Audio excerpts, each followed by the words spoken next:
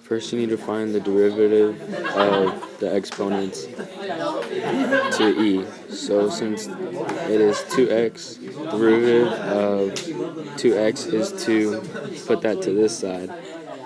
And the derivative of ex is just ex, meaning that since this whole thing is e to the x, also as e to the 2x, it remains the same, giving you this answer. Here you need to find the derivative of the square root of x, and because when you take it out of the square root, it's x to the 1/2, and when you find the derivative of x to the 1/2, it is 1 over 2 x to the negative 1/2. When you make the x of negative 1/2 into a radical, and because it is a negative, you drop it to the bottom of the denominator and then make it a square root. And because e to the x remains the same, just keep it that way. Here you must use the product rule.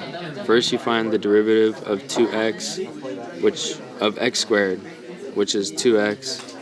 You multiply it by gx, which is e to the negative x, and that stays that way because you don't find the derivative until this problem.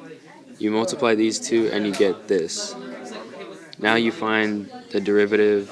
Now you use the rest of the product rule and figure out.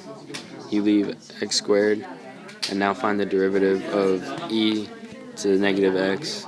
Because it's just negative x, you put the negative sign out and keep e to the negative x. Multiply this and it becomes this second term.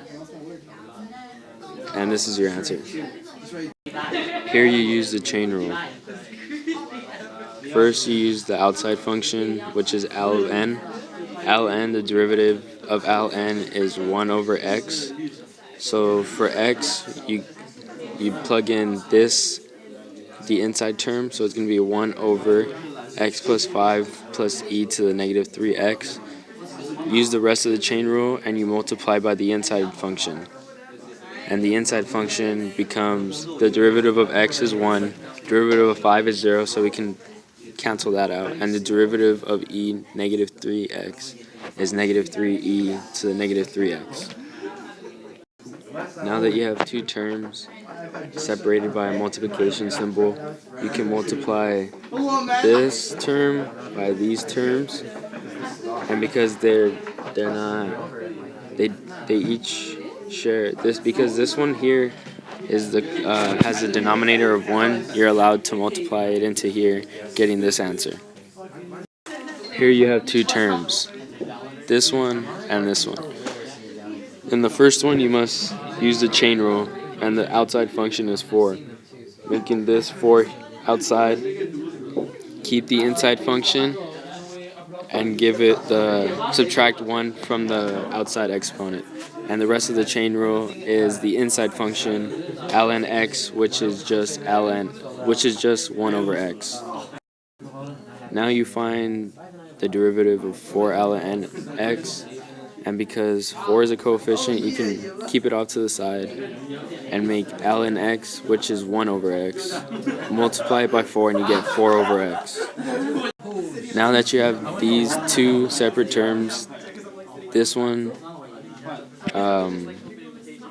isolated by the parentheses, you do this first, getting